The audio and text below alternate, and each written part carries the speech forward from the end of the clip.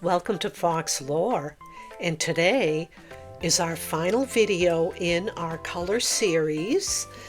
We had talked about primary colors and secondary colors, so I recommend that you watch those videos first, starting with primary and then secondary.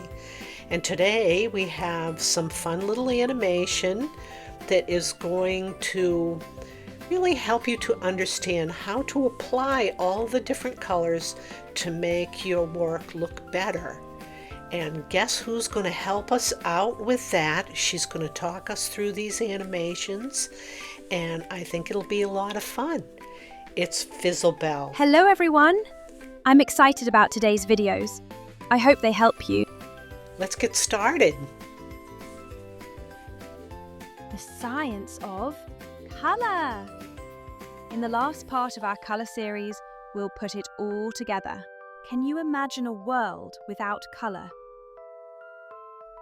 Picture turning on your TV and everything is black, white and grey.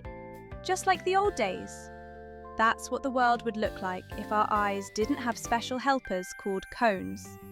Cones are tiny cells inside your eyes that catch light and tell your brain, "Hey, that's red," or "Whoa, that's super bright yellow."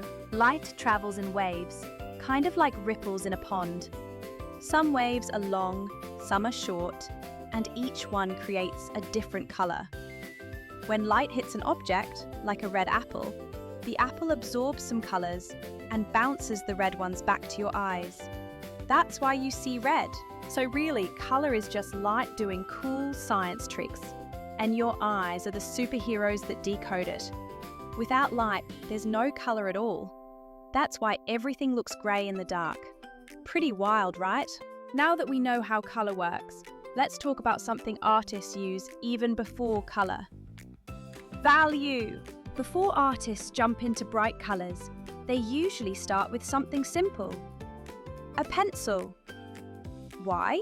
Because pencils are perfect for learning value.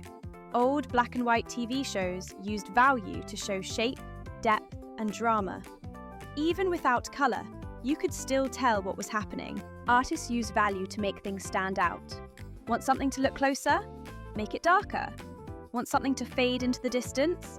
Make it lighter. Or you can make a dark background and place a lighter object in the front.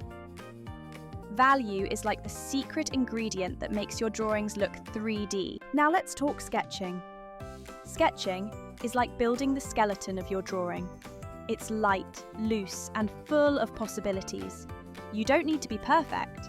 Sketching is where you explore. Think of sketching like planning a trip. You don't pack your bags before you know where you're going. Sketching helps you figure out where everything in your picture will live. Ask yourself, what's the biggest shape? What's in front? What's behind? Where is the light coming from? Now that we've explored science, value, and sketching, it's time to design your picture.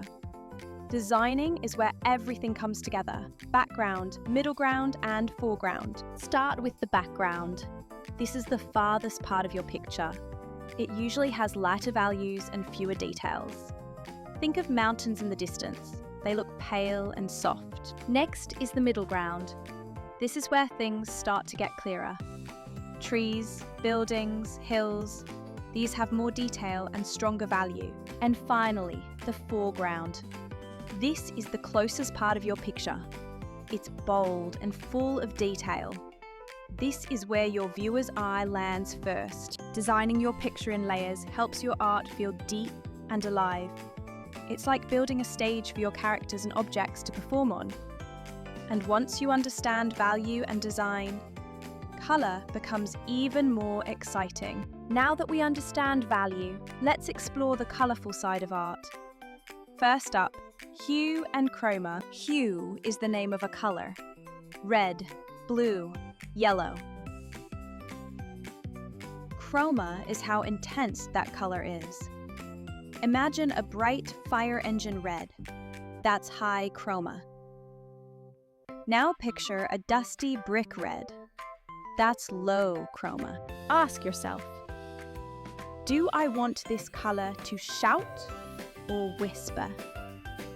Should it feel exciting or calm? Now, let's talk about the types of color. Tints, tones, and shades. Tints are what you get when you mix a color with white. Think of pink, it's just a tint of red. Baby blue, a tint of blue. Tints feel soft, gentle, and light. They're great for clouds, cotton candy, or anything dreamy. Tones happen when you mix a color with gray. Not white, not black, gray. Tones make colors feel more natural and calm. Think of the colors you see in nature. Tree bark, rocks, skin tones, leaves. Most of them are tones. They're not super bright or super dark. They're somewhere in the middle. Shades are what you get when you mix a color with black. This makes the color darker and deeper. Shades are perfect for shadows, nighttime scenes, or anything mysterious. A shade of blue becomes navy. A shade of green becomes forest green. Learning a good understanding of color and value will improve your work. So, practice first, and it won't take too long, and you'll be happy afterwards. First, use the pencil to practice a value scale. Then, mix a little bit of paint to create tints, tones, and shade. You can take the paint and place a little dab on the value scale to see where it lands and how to use it. Once you've done that, soon you will be able to mix any and all the colors you can imagine. How much fun is that? Bye. Bye for now.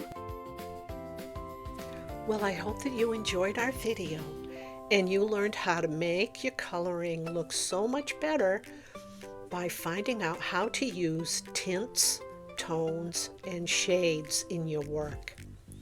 So, grab your fun coloring books over on Amazon and join Fizzlebell and Professor Fossilworth as they take us on their journeys when we color fairies and princesses and mermaids, or we color dinosaurs or prehistoric animals.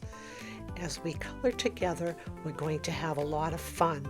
So check out those videos and please like and subscribe, because I would love to hear from you in the comment section down below.